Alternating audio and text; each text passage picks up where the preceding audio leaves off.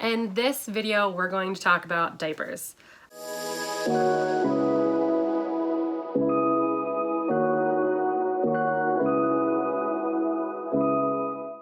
Hi mamas, Maggie here, content manager at BeauGen. Welcome to Express Yourself, the channel where we share helpful tips, tricks, and everything you need on your mommying journey. In this video, we're going to talk about diapers, all of the different pieces of information that you need to not just make the right choice in diapers, but also to feel confident when it comes time to change your baby's diapers. And this will be something that you'll be doing a lot of as a new mom. I think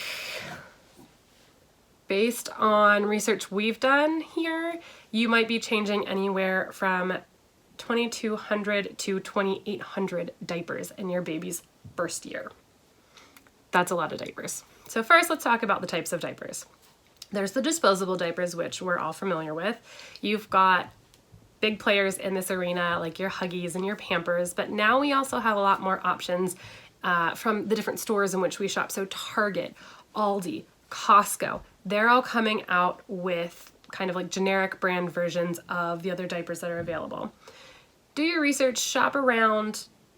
If you aren't really sure about what you want, you can always try to get a small or limited number of quantity of these. You'll also, there's things you can sign up for samples too. I know if you go do a Target registry, you'll get a couple different types of samples from diapers to baby washes and different things like that. So that might be a way to touch and feel them for yourself. You also have the cloth diapers. Now you've got the cloth diapers that we're all kind of, used to seeing, but you also have some disruptors in this market as well. So these are often chosen because they're more sustainable, but some of these can also help you save money in the long run. So they've made multi-part systems now where you buy an outer shell of the diaper and it's got loads of snaps on it, which allows you to have a diaper that grows with your child. So you just replace or wash out the inside. They also make variations of these that have disposable inserts, so you get sustainable benefits of a cloth diaper, but with the ease of use.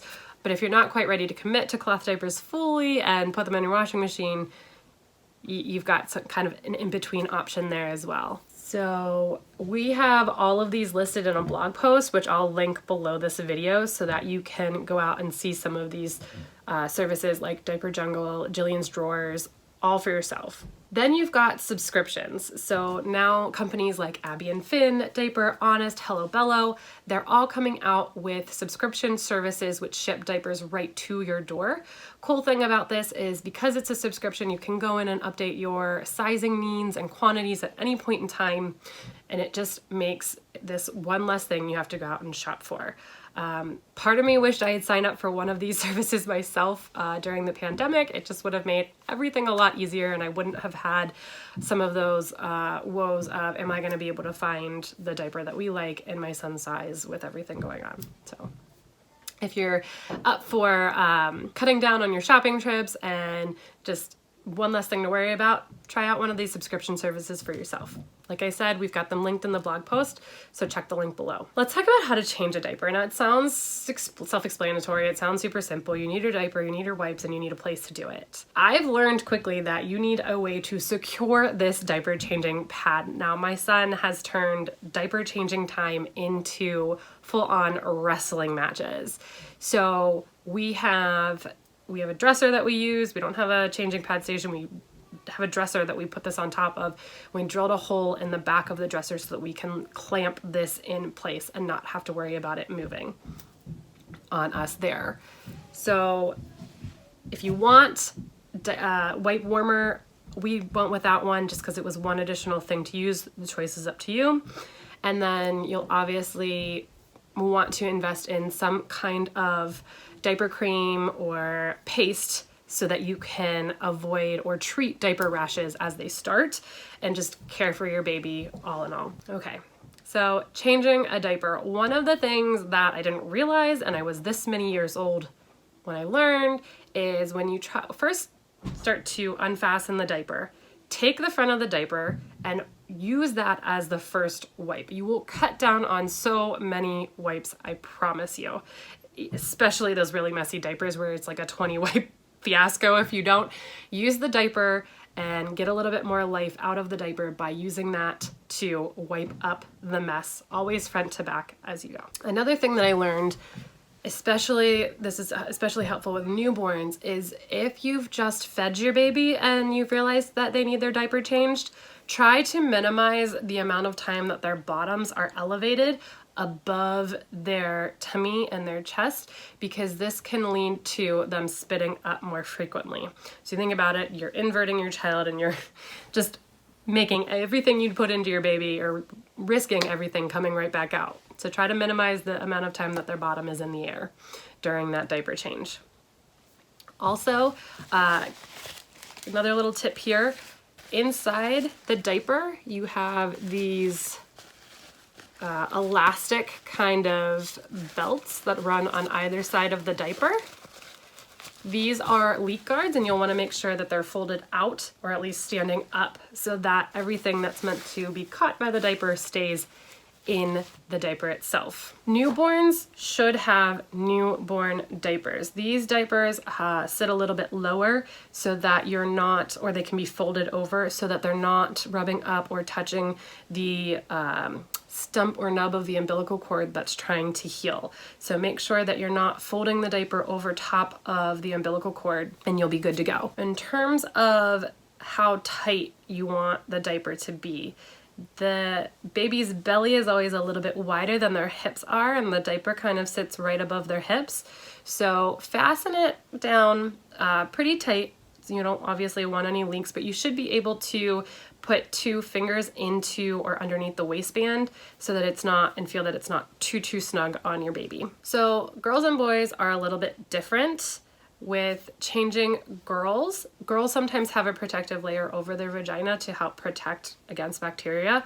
So you don't want to wipe this away, but wipe front to back, and like I said, focus on the problem area. So if they've peed, you want to make sure the front area is clean, and if it's, well, sometimes the mess gets all over the place, but try not to wipe away that protective barrier. For boys, especially in the beginning, sometimes, I don't know, their little penis can point in all different directions. It helps if you point this down into the diaper. I didn't realize this, and we had leaks coming out of everywhere at first. And if you think about it, where is the most bang for your buck in terms of absorbency in the diaper? If it's pointed up, only that part of the waistband is going to be available to try to absorb their pee. So try to point it down or into the diaper. Another note on boys is that they're super sensitive, and when you take the diaper off, as soon as the air hits their bodies, there's a tendency for them to pee. So in the beginning, it helps to have the diaper you're going to use, the clean diaper, and lay it over top, or sometimes just a washcloth. I think sometimes now there's specific products, like TP-shaped products, that you can put over the little boy's penis to avoid a mess. But we've caught the bed, we've caught the wall, he's peed in his eye. I mean, as a newborn, it's a thing. They get better as they get older, but it's a thing. So just keep this in mind. When to change a diaper. You want to change them pretty frequently so that their little skin, their sensitive skin, is protected. But new diapers, or diapers today, have what they call wetness indicators. I don't know if my light's too bright here, but you'll see this yellow strip down the diaper. It's on the front and the back of the diaper. This yellow strip turns blue when there is wetness, or when the diaper is starting to absorb moisture. So you can tell how wet the diaper is by the amount of blue that's showing in that yellow line. All right, so another fun thing to do when you're changing your baby's diaper is use this as a little bit of a playtime. So once your baby is all cleaned up, it's nice sometimes to, right before you put on the new diaper, just give them a few moments to let their skin breathe, totally dry out. You can turn it into playtime, play a little bit of peekaboo, tickle them a little bit, give them kisses, just let them be for a couple minutes naked, or at least half naked, and it'll do wonders for their skin. It also is a great time for you and baby to bond and get closer. And as your baby gets older, they're going to start to wriggle around a little bit more. It's also nice to have a toy or two that you can hand to your baby while you're trying to change their diaper to keep them stimulated and engaged so that they're not, like my 10-month-old son, trying to crawl away from you while you're in the middle of a diaper change. I mentioned having some kind of diaper cream or butt paste. There are a lot of different options on the market, so figure out, you know, the brands that you know and trust and make your selection there. The key though is to avoid baby powder. And if you have to go with baby powder, please find a talc-free version. Talc has been shown to have cause health risks, but there are a few on the market today that have cornstarch as an alternative to the talc, but some experts believe that this cornstarch also leads to more diaper rashes and actually makes the issue worse. So if you can, skip the baby powders and go with some kind of diaper cream or something that is not powder based. Here's another fun one that I just learned. So these are, my son's a little bit larger now, so this is a larger diaper, but this purple here, this is a Costco diaper or a Kirkland brand diaper. See this purple strip here? This is a sizing indicator, and I'm going to throw up an image on the screen here so you can see, I think it's a Pampers diaper, what I'm talking about, a Pampers and a Target. There are sizing guides on the bottom of the waistband. So if it's not here on the side of the waistband, many diapers right in here on either side will have either a red or a blue line. I didn't know that these were size indicators. So once the tab no longer reaches over that line, it means that you're gonna go up a size in diapers. Diapers are often sized, or just the size is described by pounds. And this can cause a little bit of a headache for some people. Like, I know my son is skinny and longer, so we can't always go by the weight estimate for a set of diapers. So I always keep a box of the next size on hand, and let's say I think I'm getting close to this sizing mark, or for some reason if the diaper doesn't have one, I just try the next size on once or twice and I can tell what size he's better fit in. Some people will, as their kid gets close to being into the next size, use the smaller size during the day when you're changing their diaper more frequently, and or go to the larger size at night. And if it's still a little bit too big, sometimes I've heard of moms doing the small diaper plus a large diaper. That just seems a lot. I would rather just change my kid in the middle of the night, but that's just me. So, size indicators. Who knew? That's what we've got for our video on diapers. I hope that helped answer some of your questions or provide information for you. Some of you moms will have known all of this from the very start. That's one of the fun things about our mommying journey. We all come from different levels of experience and knowledge, and I'm sure there's things that we left out of this video. So if you have tips on picking a diaper, information on sizing, anything in the above that you want to drop in the comments below this video, please do. This is a great place for us to build all of this knowledge and create a library or a great resource here for new moms. If you have any questions on anything mentioned in this video, or BeauGen or our breast pump cushions or other products in general, please feel free to leave them in the comments below this video or email our mommy care team using the email address pumped@beaugen.com. Thanks so much for sticking around to watch this whole video. We hope you found it helpful or at least interesting, and we'll see you moms in the next video.